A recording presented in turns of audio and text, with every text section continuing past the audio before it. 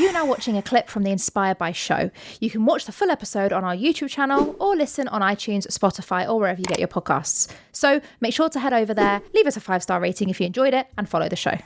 Whether you've accepted it or not, you've always had the knack of attracting, like you walk in a room and people feel your energy. You walk in a room and people will offer you opportunities. And I honestly I'm just like, I just laugh now because I'm like, it's always happening. And I find it fascinating. Like that musician that just happened to pull you over to the table. And I remember seeing Vic and being like, is she seriously out with him? And my mum was like, who is it? I was like, only Vic, you know, because it's one of those things. And I think I find it curious though, is the way you've always done that, even if you weren't aware.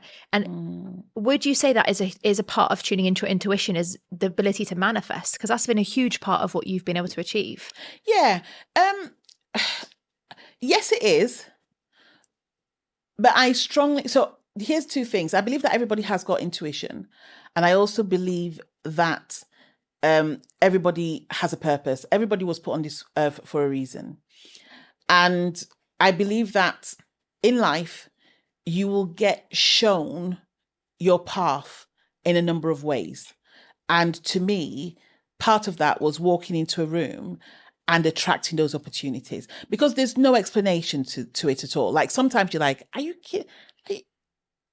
kidding me? You know, half the stuff I get, I've not had to work for, which is probably why, sort of like building a business and stuff, I'm like, damn, this is a lot of work and stuff. You're like, damn, I'm going back to the other stuff. Yeah, manifesting stuff, so much more fun. Yeah, because like life has been quite flow-like, quite easy. And I see that there's a lot of opportunities that some people would kill for, and they just arrive. And when I talk about them, you can see the other person looking at you like, are you serious? And I take it very lightly, I think, in some cases. But I've eventually accepted it. And accepting it has allowed me to really connect my presence. But also to be mindful that the energy is that powerful. Because I used to just walk into a room and not even think about it. And so it can put some people off.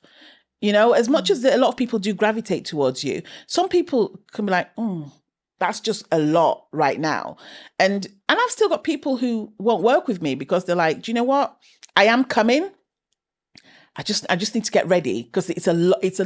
You know, I know how amazing you are. I know that when I work with you, I'll get the results that I want, but I need to prepare myself to get into it. And it has to do with me also understanding from my place of ego that I also need to be compassionate, because not everybody is connected to that power, or not everybody has that power in that particular area.